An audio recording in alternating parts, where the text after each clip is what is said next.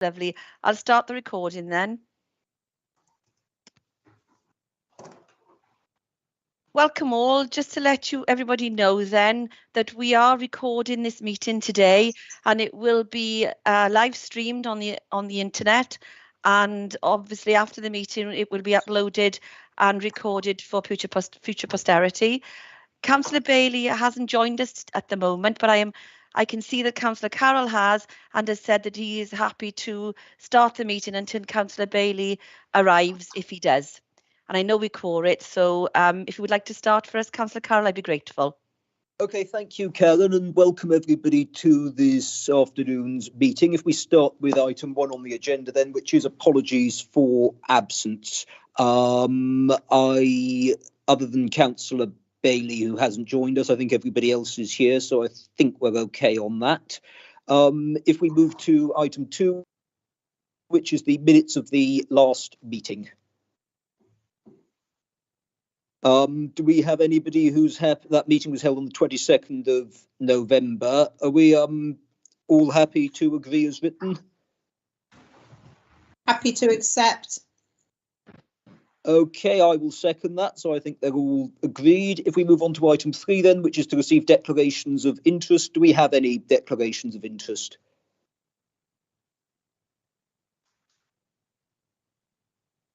I will take that as a no then. So if we move on to item 4, which is the Member ICT Induction 2022.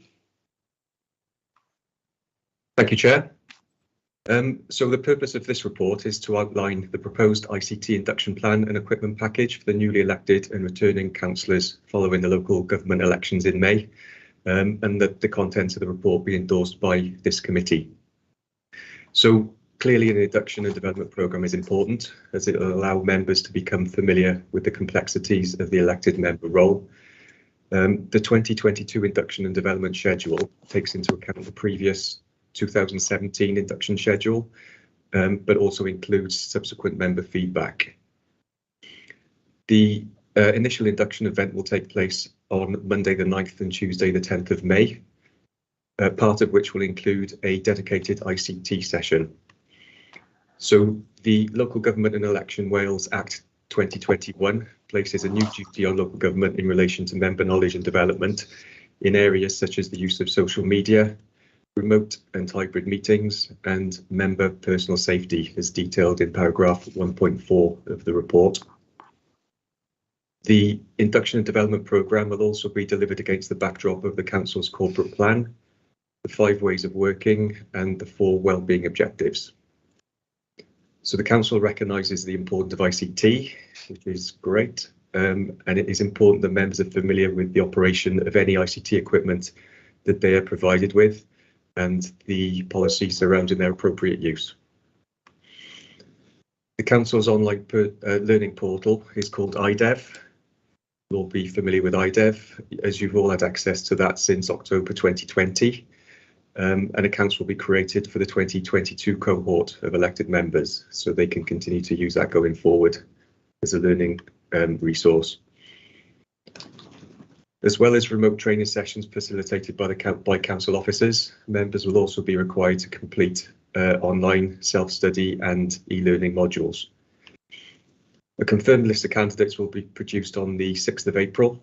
And Democratic Services team will write to all candidates of the requirement for them to attend the induction sessions on the 9th and 10th of May, should they be elected. As soon as the election count has been completed, the names of the 2022 cohort of members will be sent to the ICT team to allow us to complete the hardware and account setup and builds over the rest of the elections weekend. That gives us a very narrow window of opportunity, but it kind of is what it is, and we're set up to be able to deliver that in the timescales. In parallel with that, the OD team will set up the iDev accounts if they haven't done ahead of time, so everything will be ready. The Council Chamber and Committee Room 2 will be set up over the same weekend for the induction and development event the following week. The event will be split into 4 sessions over the course of 2 days and will be facilitated by colleagues from Democratic Services, OD and ICT. So those sessions will include welcome presentation from the Chief Executive. Members will have an opportunity to sign their declaration of office. There will be a number of marketplace activities such as an ID photo shoot and card collection, an opportunity to complete any starter paperwork and complete any starter surveys.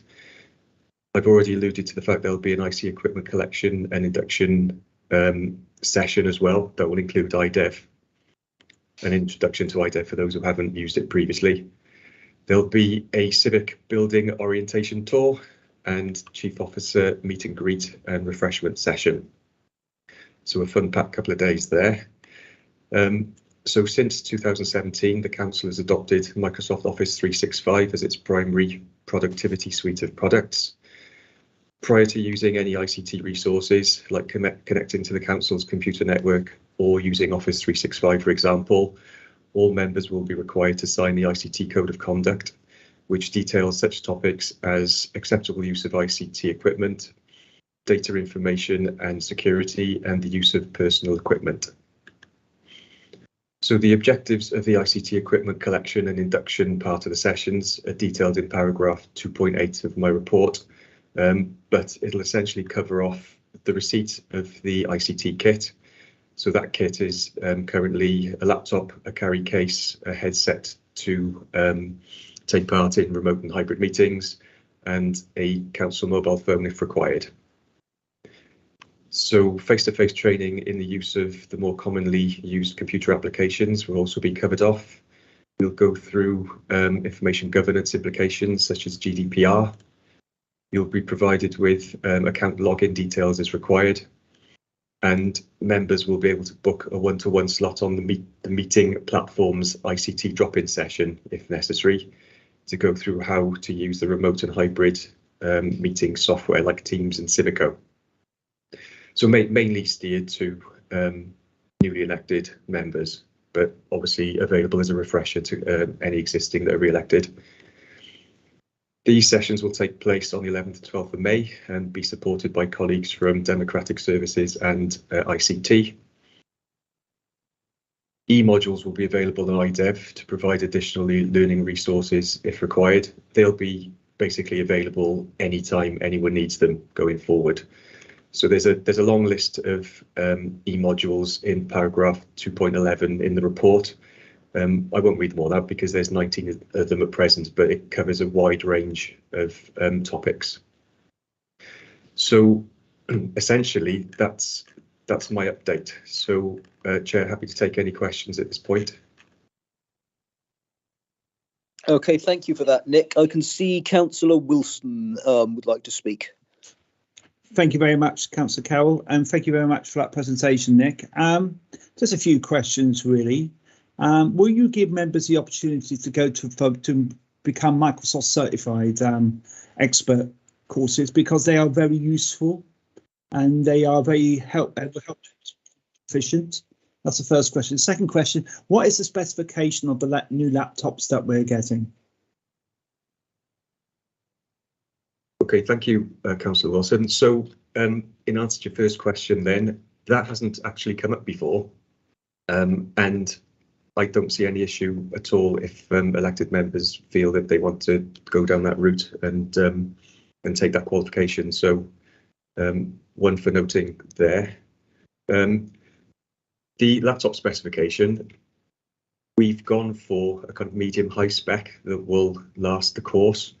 I think if we cast our mind back to ahead of 2017, the specification of what were Lenovo mixed devices then was probably not up to par, and since a lot of the devices have had to be swapped out and replaced, you know, we live and learn. So that specification is a lot higher than previous.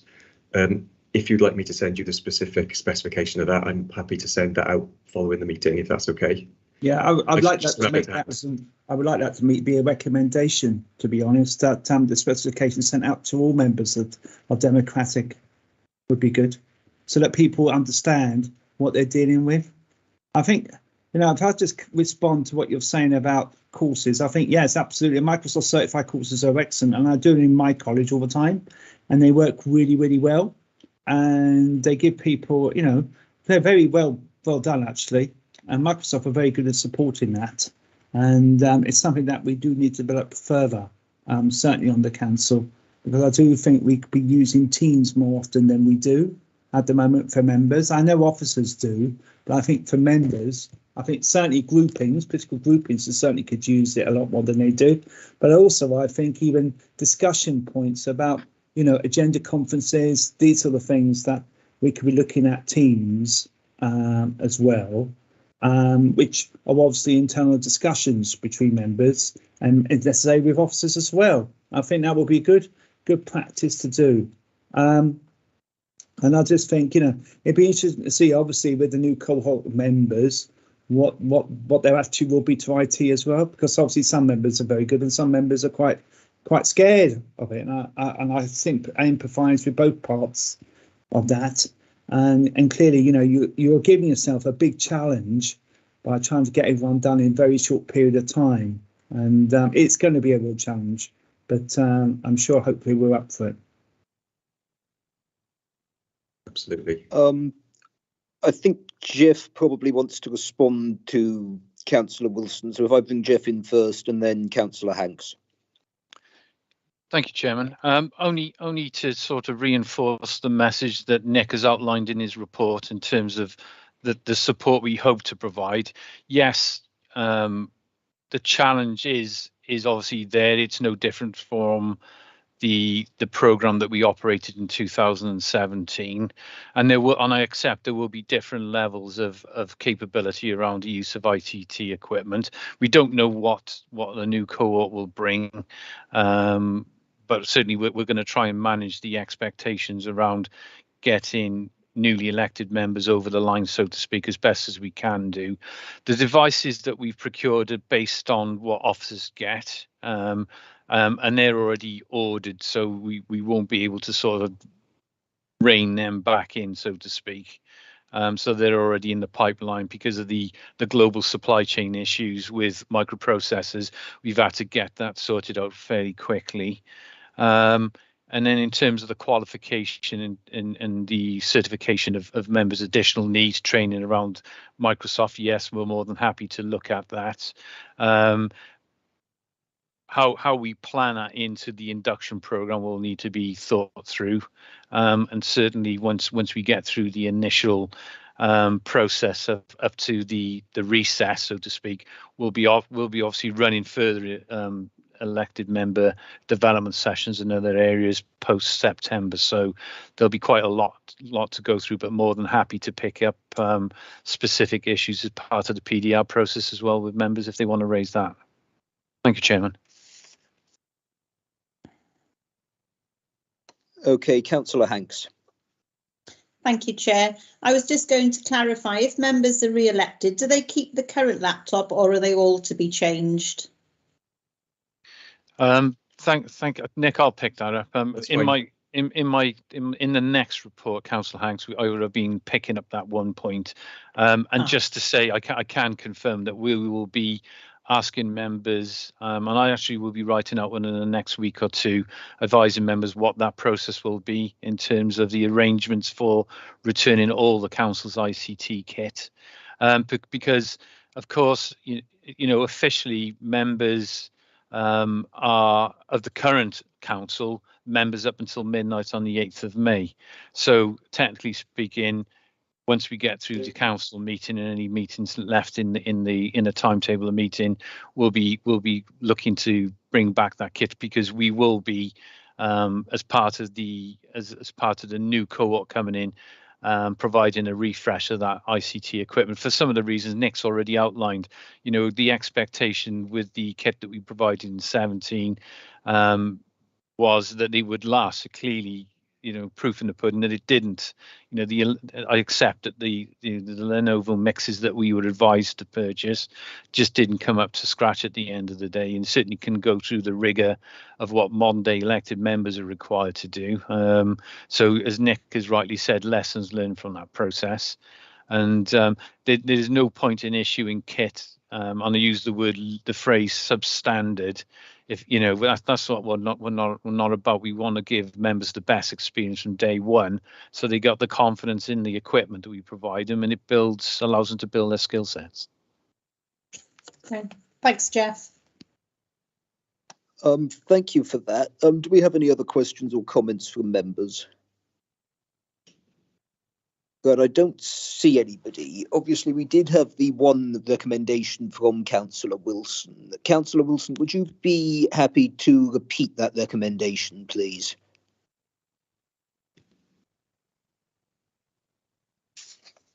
Hello. Okay, what I was going to say. Sorry, meeting. What I was going to say is that what we want is every the specification of the new laptops to be basically given to all members. All right, so all members will be given the specification of the new laptop in the Democratic Committee, so they know what they're getting. Yes, I'm happy to second that. And also with the required software as well, which I know is Office 365, but I think not everyone understands that. Yeah, I'm happy to second that. So, first, are we all agreed on? Sorry, Councillor Hanks, is that a legacy hand, or are you wanting to come back in? No, it's a legacy hand. Sorry. Okay, well, first of all, then we have Councillor Wilson's recommendation, which I have seconded, which is about the specification of the ICT equipment and relevant software to be circulated to all members in advance. I think we can all agree on that. And then the second recommendation, as set out in the papers, is that the proposed ICT induction plan be endorsed. Do we all agree with that? Yes. Could I have somebody Yes. to formally second, please? Yeah. I'll second. Councillor Okay, fantastic. I think that's all agreed. So if we move on then to item 5, which is the member induction and development programme update. I'll take this one, Chairman. Thank you. I just wanted to remark on the fact that we did have a planned meeting in January, and we would have hoped to bring this update to the committee at that point. But in terms of getting all the necessary information finalised and confirmed, that just put us off our initial timetable, and then we ended up with a bit of slippage that just couldn't get all the component parts together for the report to come together. So my apologies for that. And as I said, we hope to bring it to the members of the committee prior to this date. But certainly, in terms of this report, members will recall that in July of last year, they considered a draft member induction and development programme.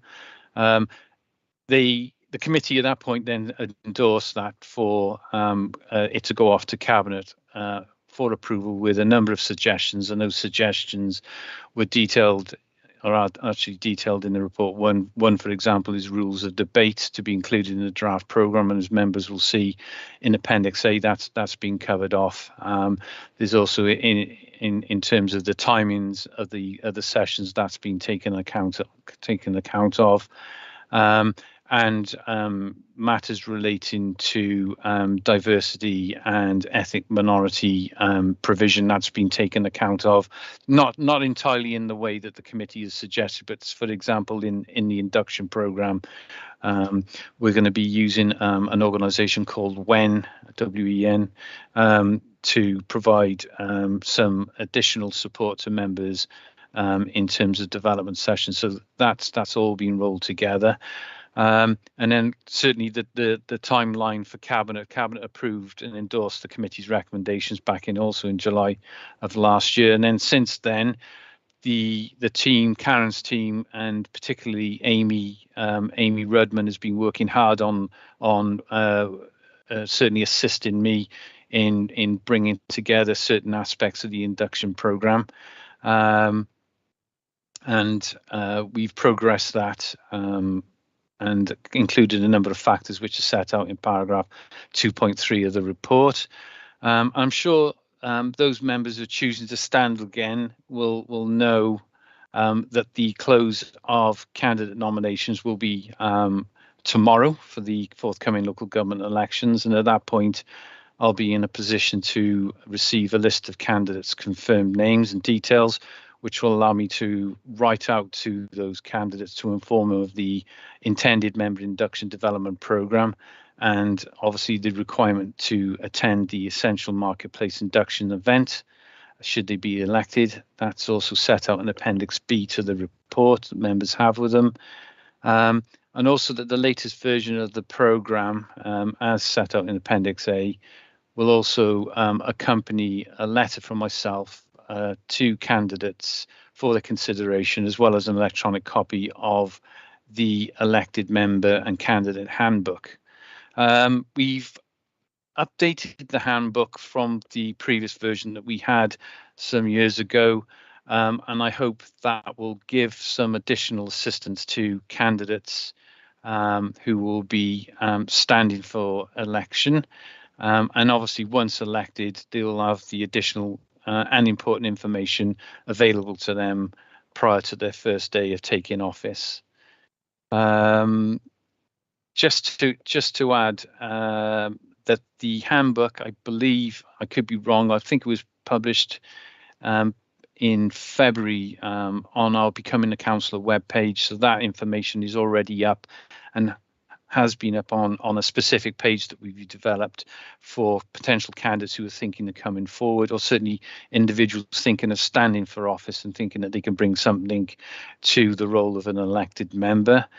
In addition to that, I've also offered some sessions called Becoming a Councillor Open Day events to the general public. We initially planned to have 3 separate days, but because the take up wasn't that great, we actually arranged for 3 sessions to be held on one day. I think really at the end of the day, we were a bit disappointed with the response. We had 3 individuals who registered interest and actually attended the sessions. So that's obviously gone ahead.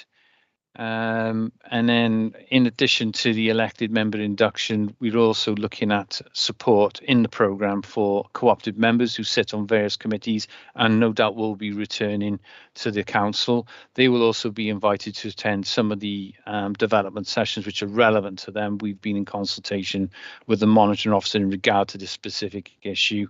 And that element of induction for co-opted members is set out in Appendix C to the report, and will be provided to returning the new co-opted members from the 6th of April.